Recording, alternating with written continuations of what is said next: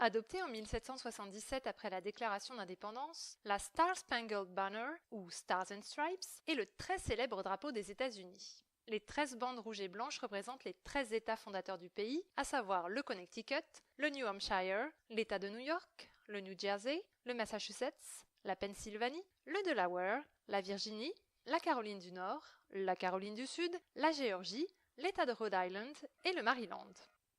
Cet étendard a été réactualisé jusqu'en 1960, histoire de rajouter une étoile à chaque fois qu'un État rejoignait l'Union. Mais saviez-vous que chaque État a conservé son propre drapeau? Et sa propre devise aussi. Mais que trouve-t-on donc sur ces drapeaux? Des étoiles, sur plusieurs d'entre eux, mais aussi un bison, un ours, des chevaux, des oiseaux, ou encore des cartes postales. Et George Washington aussi. Devinez donc pour quel État? Les devises valent le détour, allant de Regnat Populus à Eureka, en passant par Manly Deeds, Womanly Words. Une tentative d'égalité peut-être. Le Michigan fait carrément sa pub en nous affirmant que si on cherche une jolie péninsule, il nous suffit de regarder autour de nous. Et le Texas nous qualifie d'un simple friendship qui va tellement bien avec son application de la peine de mort.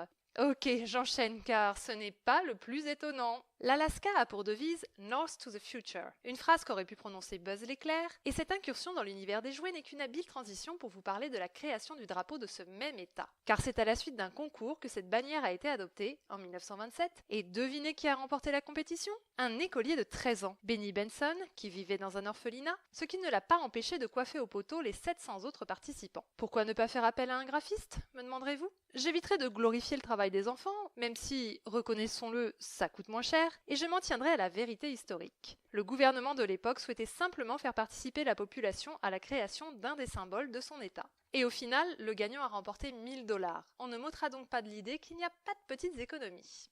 Que trouve-t-on donc sur le drapeau de l'État le plus froid des États-Unis? Un joli fond bleu qui représente le ciel et 8 étoiles qui dessinent la constellation de la Grande Ourse avec l'étoile polaire en prime. Benny a expliqué s'être simplement inspiré des magnifiques nuits étoilées de l'Alaska pour dessiner son drapeau, et s'il a choisi la Grande Ourse, c'est parce que c'est un symbole de force. Et puis, on peut en croiser des ours en Alaska.